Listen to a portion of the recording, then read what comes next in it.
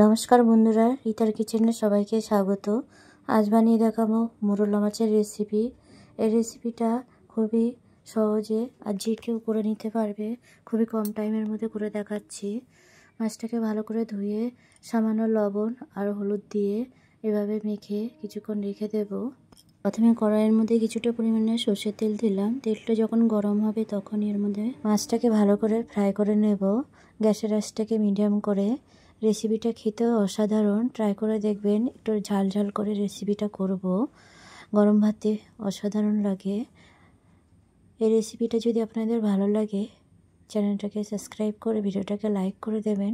Comment করতে ভুলবেন না রেসিপিটা কেমন হয়েছে। অনেক বেশি শেয়ার করবেন রেসিপিটাকে। এরকমভাবে ফ্রাই করে নেব। কড়াইয়ের মধ্যে আরও কিছুটা পরিমাণে সর্ষের তেল দিচ্ছি।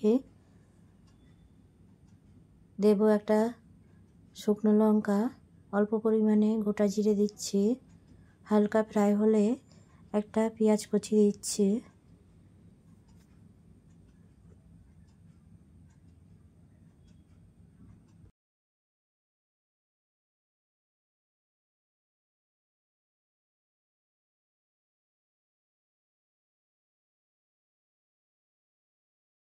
পেঁয়াজটাকে পোড়া যাবে না, পেঁয়াজটাকে এরকমভাবে ফ্রাই করে নিতে হবে, যাতে পুড়ে না যায় সেদিকেও খেয়াল রাখতে হবে, তাহলে খেতে ভালো লাগবে না।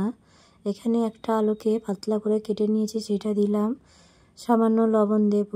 এবার ভালো করে পেঁয়াজ আর আলুটাকে আরও কিছুক্ষণ ধরে ফ্রাই করে নিচ্ছি। দেব কিছুটা পরিমাণে হলুদের গুঁড়ো আর কিছুটা পরিমাণে লঙ্কার গুঁড়ো।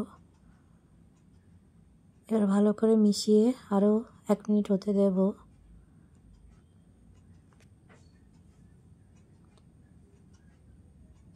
অল্প পরিমাণে এখানে জল দেব, যেহেতু রেসিপিটা একটু মাখা মাখাই হবে। সামান্য পরিমাণে জিরের গুঁড়ো দিলাম।